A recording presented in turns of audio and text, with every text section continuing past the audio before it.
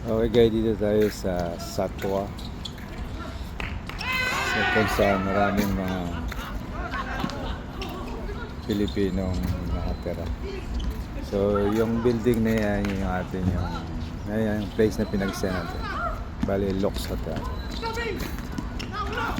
Lux Avenue Hotel. So yung mga Pilipino dito, every morning naglalaro sila ng basketball. Parang exercise na rin nila. Ito yung umaga yan. So punta tayo sa kabilang side, sa pinaka-park.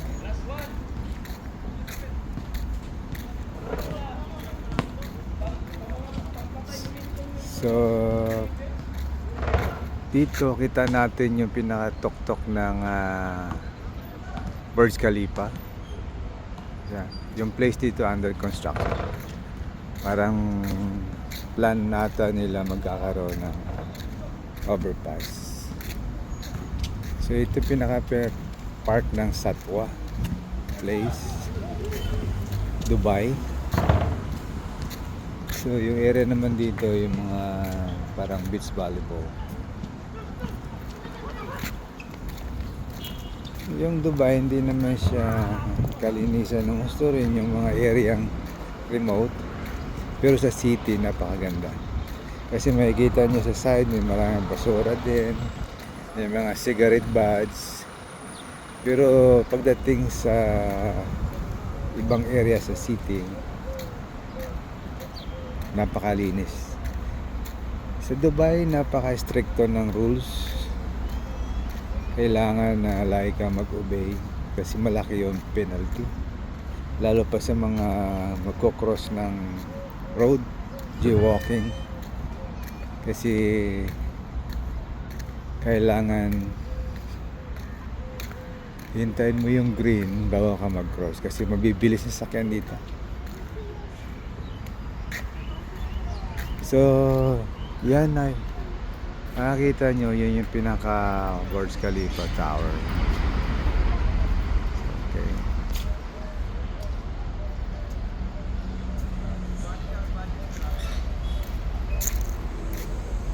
Ito yung pinaka tambayan nila paggabi.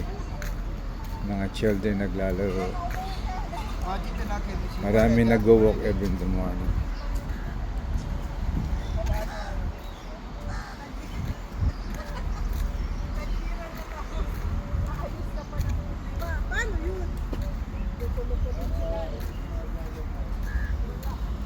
Karamihan dito parang 50% ata Dubai is Pilipino o 45%. Kahit saan ka pumunta, napakaraming Pilipino. Ayan ang mga pamilya nagbabanding.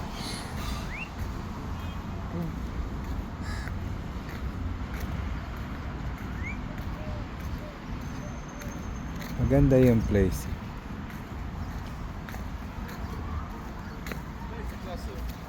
Tsaka hindi pa siya mainit. Pero pag sabi ng cousin ko, end of the month of March, isimula na yung summer dito. Lalakad tayo hanggang doon sa may area na yung nakadulo na.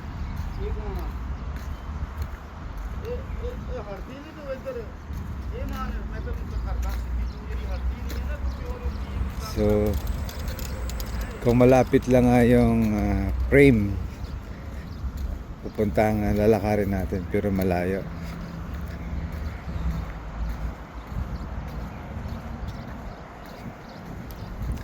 So yung mga kasalubong natin, mga Pilipino, mga nag-walk tuwing umaga. Time check tayo, nasa 8:47 AM. So bali last night na natin ngayon. Tomorrow flying back to Manila, then Manila to Guam.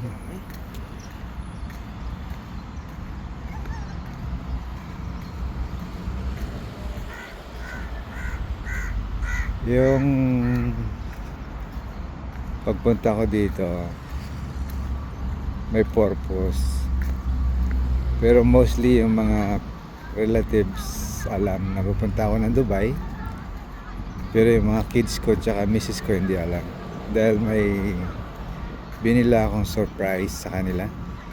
Kahit malayo, nag-import ako, nag-save ako ng cash para sa plane ticket sa pambili ng mga gift sa kanila. Especially sa YP ko. Pumili ako ng special gift para sa anniversary namin. It's coming May.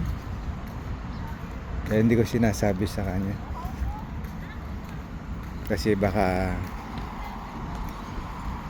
magtampo agad. I'm pretty sure magtatampo yun o kaya magagalit dahil di ako nagpaalam. Kaya nga surprise eh. Hindi mo kailangan magpaalam. Para kung may bibiliin ka ng something sa kanya, masasurprise na lang siya na worth it naman.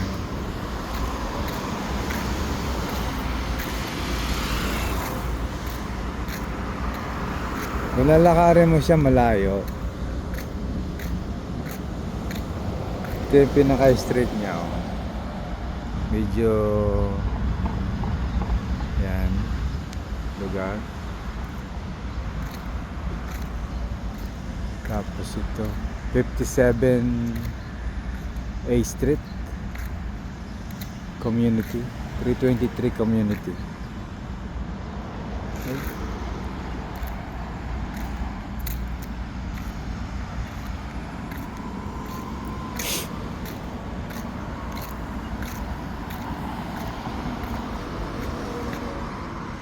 Gusto ko sana maglakad doon sa frame.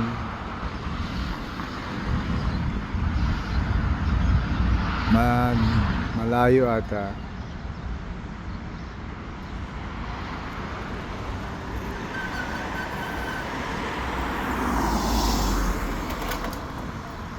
Doon tayo dumaan sa may tamang daan. Pedestrian tayo.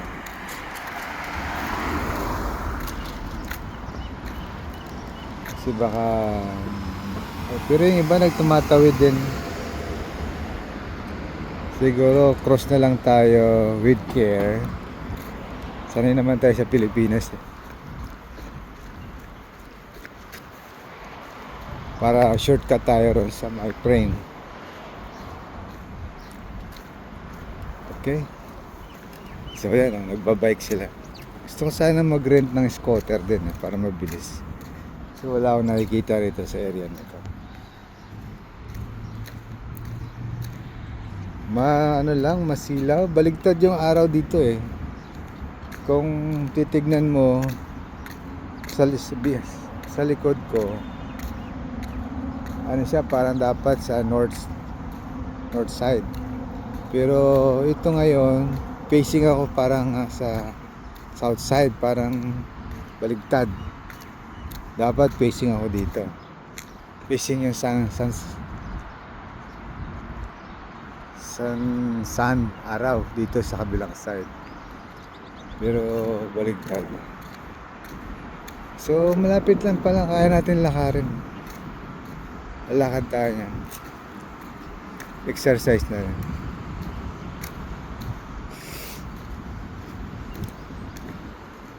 Hindi ka mawawala sa Dubai. Dahil kahapon nga nag-metro ako. Gamit lang ako ng, meron akong biniling Noll card.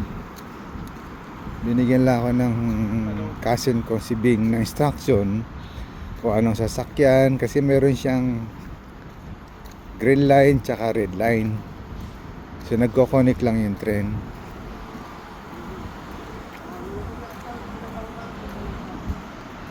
So yung ginawa ko kahapon, sumakay lang ako ng train end to end. Yung train dito hindi umiikot eh. Pagdating sa dulo, bumabalik na lang, umaatras. Kahit anong layo dito, babayaran mo mga 3 dinar, 4 dinar. Napakamura. Yun lang, pag nasyempoan mo yung pinaka peak season na, ang tag doon yung uwian na, magkakapalit-palit kayo ng mukha sa train dahil sobrang siksik. So pause muna natin guys, continue natin pag doon na tayo sa frame, kasi may mga ibang taga Dubai na ayaw ma-expose yung mukha nila sa video. Ay, shortcut tayo rito sa area na to para makita natin yung mosque. Si ate naglalakad din yan, Pilipina yan eh, kaya na pa. Eh, sa likod mo yun, ang taas na building. So bali yan yung mga landmark ko, tinatanda ko lang para hindi ako maligaw. So madali lang naman, pag maligaw kayo, mag-taxi kayo lang pabalik, punta ng hotel. Mura lang naman yung taxi rate. Siguro from this place to my hotel, mabayad ka lang ng mga 20.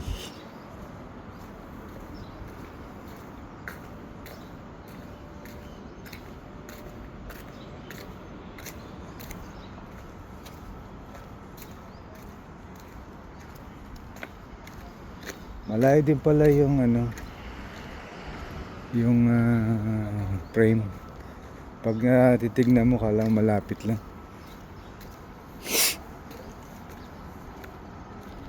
Ito yung pinaka mosque ng Dubai.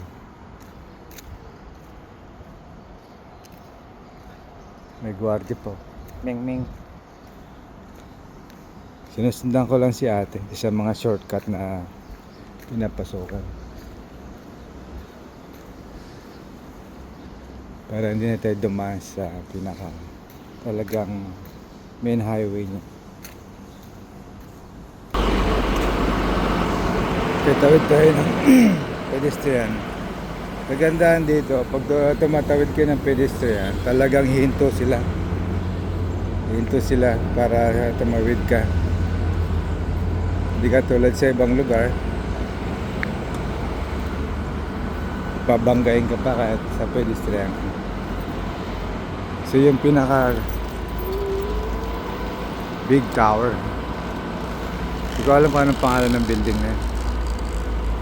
Doon tayo sa likod ng building na yun, pupunta sa pinaka frame. Ang bilis ni ate, nandun na sa kanina oh.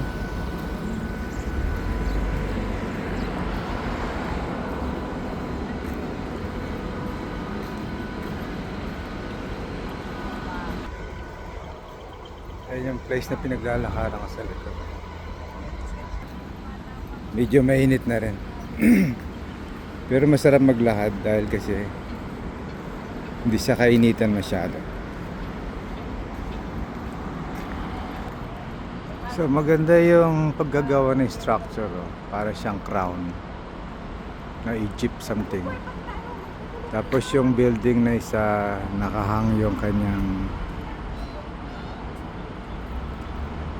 hindi ko alam kung ano yan,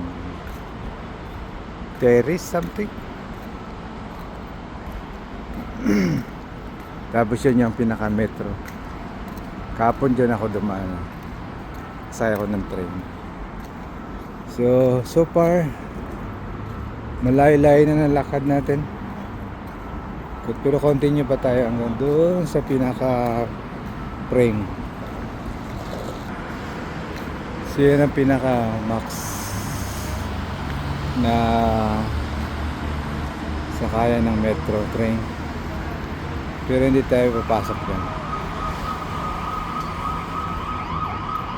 Maglalakad lang tayo sa side hanggang maabot natin yung pinaka frame.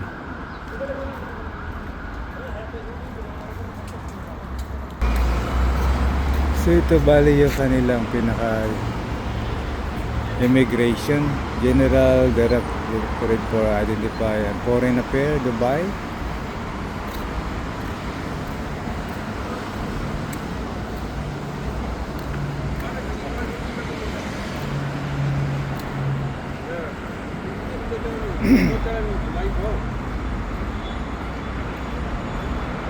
Wala na atang cross dito. Yun yung premium, malayo pa.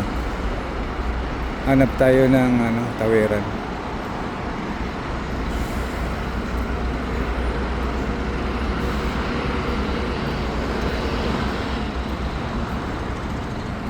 Baka may pedestrian sa kabilang side. Konti na lang maabot na natin yung pinaka-frame.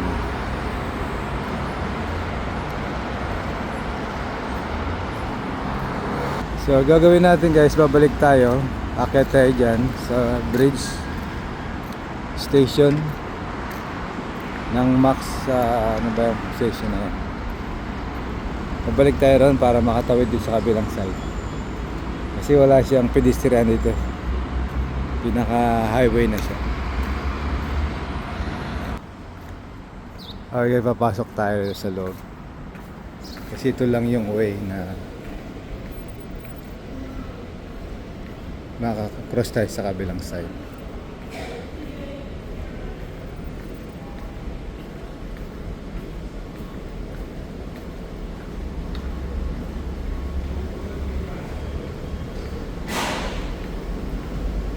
Sa exit, General Director Regency.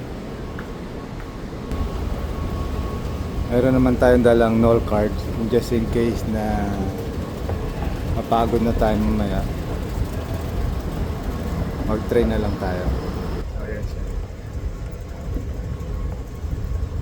Exploring by myself in Dubai.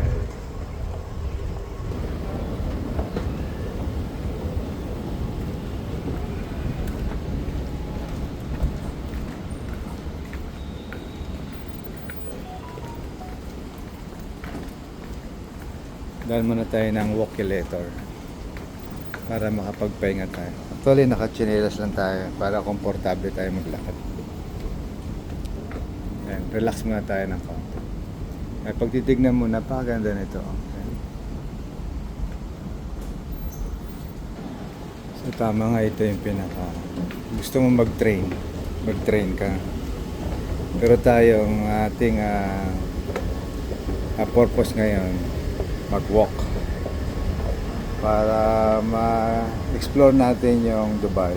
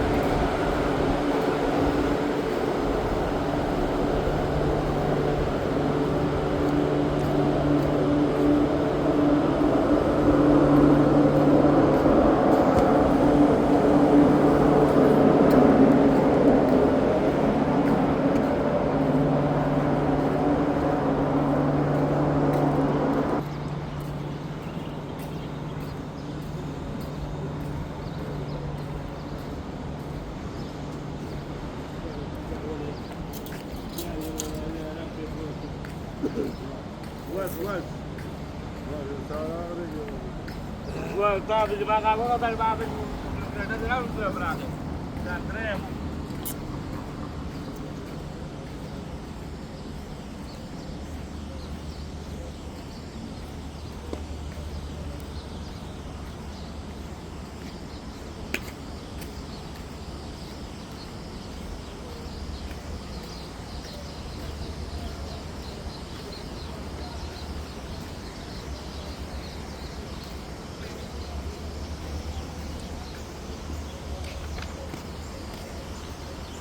Dapat pala nag-rent tayo ng bike.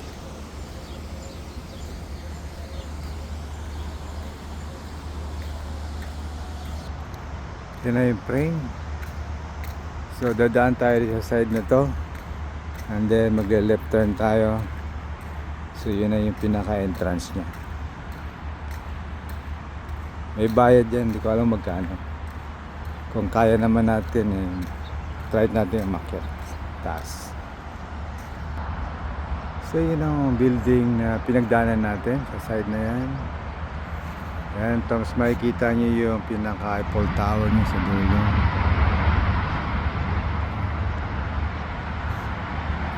Continue pa yung walk natin. Almost na tayo, mga siguro 500 to 800 feet na lang, meter na lang. Okay guys, dito na tayo sa pinaka landmark niya. Dubai Frame, gate number 4. 170 meters. Parking that side. Sabel Park, gate number 3 and 2. Ay, wala naman tayong vehicle, kaya wala tayong paparkingan. So, let's go, continue adventures. Malayo-layo pa rin pala, kala ko malapit na eh. Pag titignan mo, wala malapit pero napakalap. Ang ganda ng park nila dito.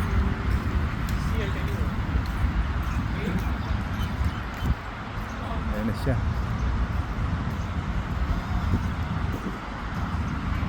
Let's go! So, ito na yung pinaka-landmark niya. Dubai Frame. Yun yata yung babayad yung magkano. Ikot muna tayo. Okay guys, ito na yung pinaka-ano niya. Frame of Dubai. So, tingnan natin kung saan yung pinaka-entrance niya. Palagi ko sa kabila eh. Kasi doon yung pinaka may booth na para babayad.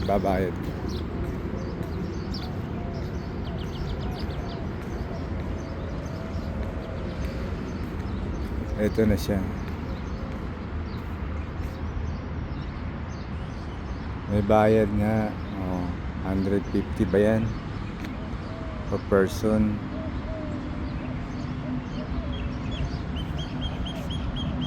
Okay guys, so magpa-part 2 tayo dahil mahaba na yung video natin. So ito yung pinaka Dubai na Dubai Frame. So yun siya. Okay, see you in the part 2 guys.